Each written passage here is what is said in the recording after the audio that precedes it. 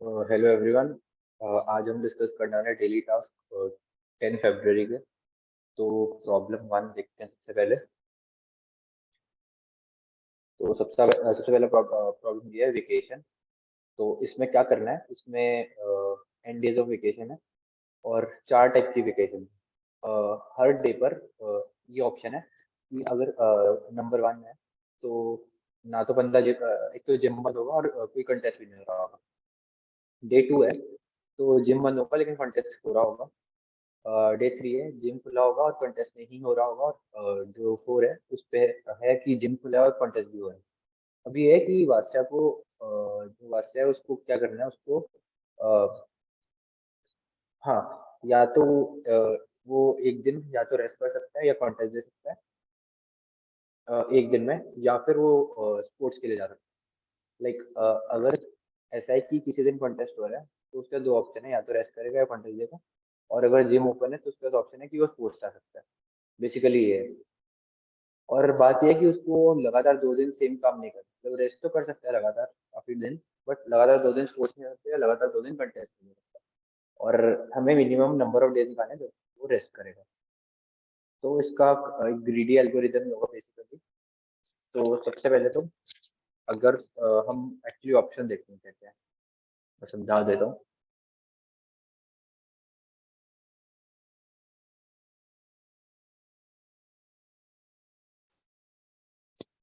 तो बेसिकली अगर तो 0 है, मतलब शायद 0 1 2 3 करके दिया हुआ सब कुछ।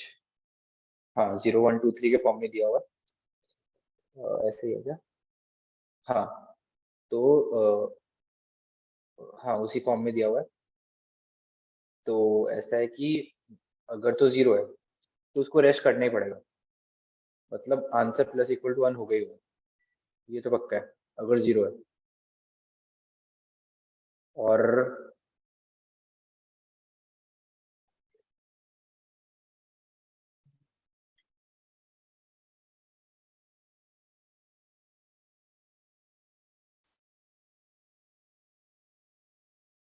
हाँ तो अ, हाँ, मैं यहाँ पे था। अगर तो 0 है तो रेस्ट करना ही पड़ेगा। अगर 1 है तो उसका मतलब क्या है? अगर A1 है तो इसका मतलब जिम बंद है तो और कॉन्टेस्ट हो। तो मैं ट्राई करूंगा कॉन्टेस्ट देने का बेसिकली। तो मैं ट्राई करूंगा कॉन्टेस्ट देने का, बट अभी मेरे को ये भी देखना है ना कि पिछले दिन मैंने कॉन्टेस्ट ना दिया हो, ये भी तो चेक करना है। तो वो चेक करने के लिए क्या करूंगा? वो चेक करने के लिए मैं ये करूंगा कि एक वेरिएबल बना लूंगा अलग से, जो भी ये बताएगा मैं कॉन्टेस्ट दे रहा हूँ मतलब अभी पिछले दिन मैंने क्या किया। तो 0 स्टैंड फॉर रेस्ट,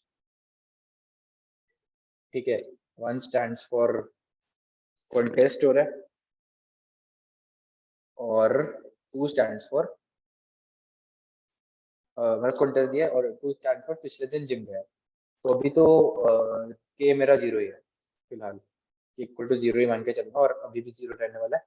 तो मैं इस दिन और तब तब दे पाऊंगा अगर मेरा के ऑलरेडी 1 नाउ। तो इफ के इज नॉट इक्वल टू 1, मैं आंसर में कुछ ऐड नहीं करूंगा। अगर 1 के इक्वल है तो मेरे को आंसर में ऐड करना पड़ेगा। अब के इक्वल टू 2 का मतलब क्या है? वो जिम ही जा सकता है और कुछ नहीं कर सकता, मतलब कॉन्टेस्ट तो नहीं दे सकता है। तो वो भी मैं तब करूंगा इफ के इक्वल्स टू 2। तो मैं आंसर ऐड कर दूंगा, मतलब अगर पिछले दिन जिम गया था तो आज जिम नहीं जा सकते, रेस्ट करना ही पड़ेगा। और जो लास्ट वाला ऑप्शन है उसमें तो कोई दिक्कत नहीं है, उसमें अगर के 1 है तो के को 2 कर दूंगा, और एल्स के को 1 बना दूंगा, सिंपल। बट ये सब तो मैं करूंगा, बट अब मेरे को इसके लिए एल्गोरिदम अच्छा ढूंढना है ना, मतलब, क्या यूज करूँ? क्योंकि ऐसा हो सकता है कि मतलब ऐसे स्टार्टिंग का चलो मान लो ऐसे था, रेस्ट करना पड़ गया, उसके बाद ऐसा हुआ ये था 3। अब मेरे को ये नहीं पता मैं इस दिन क्या करूँ, रेस्ट करूँ क्या या जिम जाऊँ, सॉरी वो जिम जाऊँ या कॉन्टेस्ट। तो ये डिपेंड करता है आगे वालों कि आगे मैं क्या करने वाला हूँ। क्योंकि अगर ये 2 है तो मेरे को जिम ही जाना पड़ेगा, तो इस दिन मेरे को कॉन्टेस्ट देना ही पड़ेगा। तो द थिंग इज कि मुझे एक्चुअली पीछे से आना पड़ेगा, आगे से नहीं जा सकता क्योंकि वो आगे वालों पे डिपेंड करता है, मतलब कि जो उसके पीछे आएंगे उस पर डिपेंड करते हैं ये जो 3 है। तो मुझे पीछे से आइटरेट करना पड़ेगा, पीछे से देखना पड़ेगा बेसिकली। तो ये सारा प्रोसेस मैं पीछे से करूंगा। और अगर हाँ, अगर पीछे 3 आ रहा है तो वो फर्क नहीं पड़ता मैं कॉन्टेस्ट दे रहा हूँ या जिम जा रहा हूँ। बट अगर बात कर लें इस केस की 0 2 3, मतलब अभी मैंने ये सोचा था कि पीछे से जाए, बट अगर इस केस की बात कर लें तो हम एक्चुअली इस पे डिसाइड कब होगा, लाइक हम अपने हिसाब, अगर हम पीछे जाए तो हम अपने हिसाब से कुछ भी डिसाइड कर लेंगे बट वो चलेगा नहीं, दिक्कत हुआ। तो हम क्या रखेंगे, इसको ओपन एंडेड रखेंगे। जो वेरिएबल की होगा उसको एक और चीज कर देंगे, उसको उसकी अगर 3 है तो उसका मतलब कुछ भी कर रहा हो सकता है। मतलब अभी तक हमने डिसाइड नहीं किया वो क्या कर रहा है, जिम कर रहा है कि कॉन्टेस्ट कर रहा है। तो पीछे जाने की जरूरत नहीं है, आगे से ही कर सकते हैं। अगर वही वाला केस ले लें तो हमने के अगर 3 रखा हुआ है, कि अगर 3 रखा हुआ है तो वो कुछ भी हो सकता है बेसिकली, मतलब कंटेस्ट भी दिया हो सकता है, जिम भी गया हो सकता है। पर जैसे ही हम 2 पर है ना, तो इसका मतलब ये है कि अभी मुझे जिम जाना है, तो मैं के की वैल्यू चेंज कर दूंगा। तो के की वैल्यू बेसिकली यहाँ पर चेंज होगी, और इसका कोई इफेक्ट नहीं पड़ेगा क्योंकि के इक्वल टू 2 था, सॉरी के इक्वल टू 3 था। अगर के इक्वल टू 2 होता तो दिक्कत होती। तो बेसिकली मैं नॉर्मली आइटरेट करूंगा, मतलब कोड ही लिख देता हूँ। Rent I equal to 0, I less than N, I plus plus. तो बेसिकली मेरा के 0 था, equal to 0, answer equal to 0। तो अगर मेरा के था, सॉरी, इफ मेरा A of I equal to 0 है, तो वो मैं क्या करूंगा, सिंपली आंसर प्लस प्लस, और इसी में के इक्वल्स टू 0 0 हो जाएगा। यहाँ ब्रैकेट डालना जरूरी है, ये याद रखना। अब जो सेकंड केस है, if A of I equal to 1, तो मेरा आंसर में प्लस प्लस तब होगा इफ के इक्वल्स टू 1, तो मेरा आंसर ऐड होगा, नहीं तो एल्स एल्स क्या होगा। मैं एक्चुअली एक ही लाइन में कोड लिखता हूँ छोटा सा, तो समझने में शायद दिक्कत आए। मैं थोड़े स्पेसेस ज्यादा दे देता हूँ। एल्स क्या करूंगा मैं, एल्स करूंगा के इक्वल टू 1 कर दूंगा, आंसर बढ़ाने की कोई जरूरत नहीं है मुझे। अब if A of I equals to 2, तो मैं क्या करूंगा, इफ सेम टू सेम यही चीज कर दूंगा बेसिकली, ज्यादा कुछ सोचने की जरूरत नहीं है इस वाले केस में। तो यहाँ 2 और यहाँ 2। अब लास्ट वाला केस थोड़ा ट्रिकी हो सकता है, उसमें थोड़ा सोचने की जरूरत है। लास्ट वाला केस अगर मैं देखूं,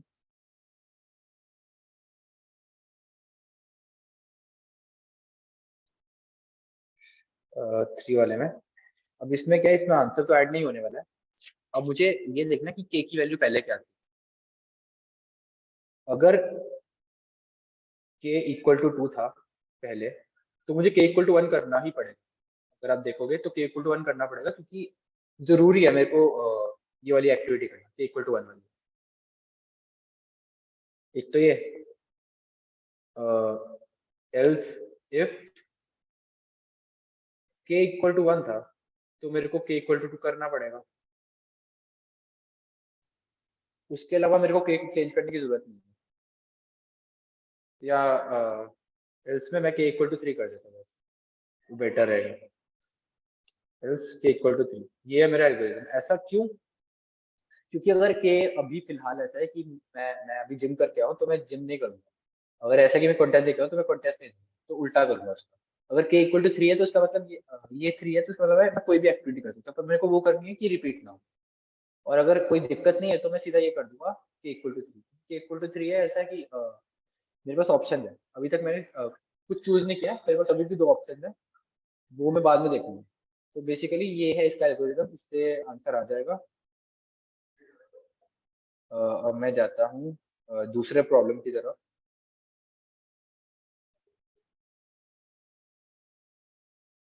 इस प्रॉब्लम में क्या है, हमें पैलिंड्रोमिक पाथ निकालना है किसी भी मैट्रिक्स एन बाय एम। और पैलिंड्रोमिक पाथ क्या है वो उन्होंने दिया हुआ है। वो उन्होंने दिया हुआ है कि अगर मैं 1 से लेकर n, तक पाथ बनाता हूँ, और पाथ कैसा कि या तो रो वाइज मैं इंक्रीज करूँ या कॉलम वाइज 1 by 1।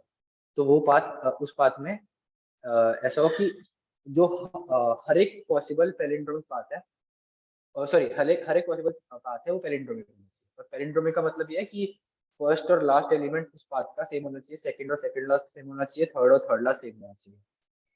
तो अगर मैं यहाँ पर देखूँ तो मान लो मेरा ऐसा कुछ है मैट्रिक्स, सॉरी बाइनरी मैट्रिक्स है बेसिकली। तो 0, 1, 0, 1, 1, 1, 0 और 0, 0, 1, 0। मान लो ऐसा कुछ मैट्रिक्स है मेरा, तो पाथ कैसा होता है? या तो मैं ऐसे ही या ऐसे जा सकता हूँ, फिर उसके बाद नीचे जा सकता हूँ या राइट पे जा सकता हूँ। मान लो नीचे गया, फिर राइट पे गया, फिर नीचे गया। बेसिकली दो ऑप्शन होते हैं हर एलिमेंट के बाद, या तो राइट में जाओ या नीचे। तो ये सारे पॉसिबल पाथ इससे हैं।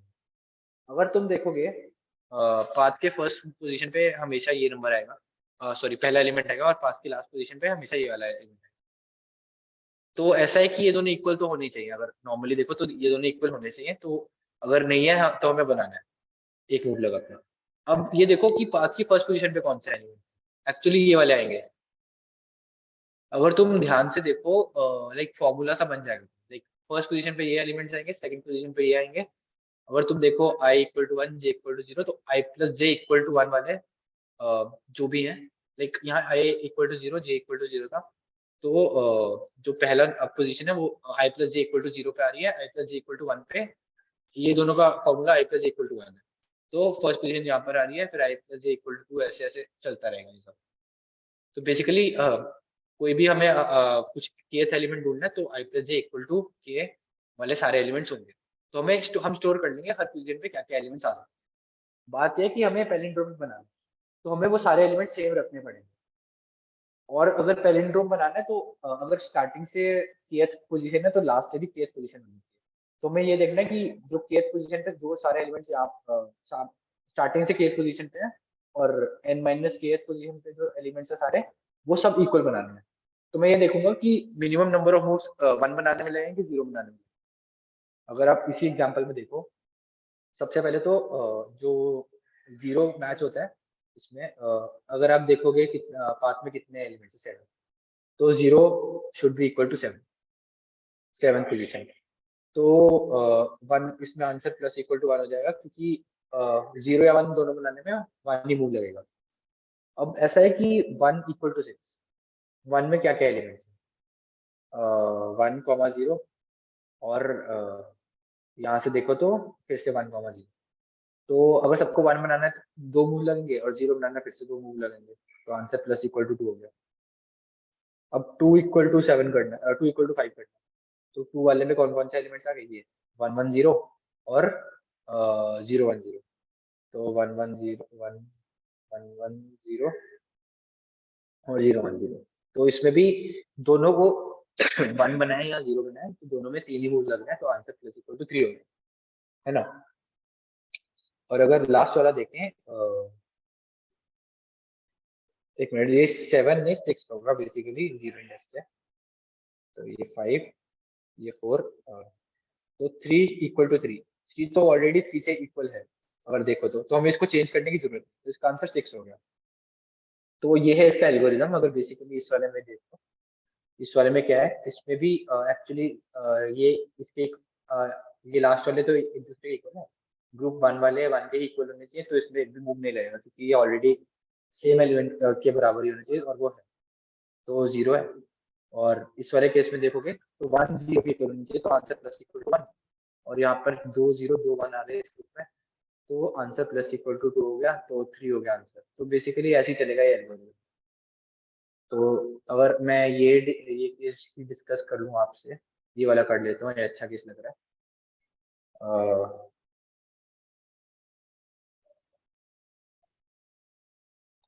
तो मैं सबसे पहले कितने मतलब पाथ में कितने एलिमेंट्स हैं 0 1 2 3 4 5 6 7 8 9 10 तो 10 का पाथ है तो 0 शुड बी इक्वल टू 9 जो कि है तो आंसर में कुछ ऐड नहीं होगा मतलब ये वाला और ये वाला। अब मुझे चाहिए 1 इक्वल्स टू तो उसमें क्या क्या इक्वल है मतलब क्या क्या एलिमेंट्स है 0 0 0 0 तो इसमें भी कुछ नहीं लगेगा क्योंकि ऑलरेडी सब इक्वल ही है। 2 इक्वल टू 7 में क्या क्या लगेगा 1 0 1 और अब अगर मैं ये देखूं इधर 1 0 1 फिर से 1 0 1 अब इसमें अगर 1 बनाए तो कम मूव लगेगा आंसर प्लस इक्वल टू 2 होगा क्योंकि मेरे को 1 बनाना है जिसमें कम मूव लग रहे हैं। अब मैं 3 इक्वल टू 5 वाले केस पे जाऊंगा जो कि ये वाला है हाँ 1 फिर से 1 इसमें क्या होगा 1 0 1 और यहाँ पर भी 1 0 1 1 0 1 तो फिर आंसर प्लस इक्वल टू फिर से आया और जो लास्ट वाला केस है 4 इक्वल टू 4 वो ऑलरेडी इक्वली होगा अपने आप से तो कोई दिक्कत नहीं तो आंसर 4 आना चाहिए जो कि हाँ 4 ही है अगर आप देखोगे तो ये है इसका एल्गोरिथम जो कि मैंने समझा दिया तो ये था आज के प्रॉब्लम्स का डिस्कशन तो थैंक यू गाइस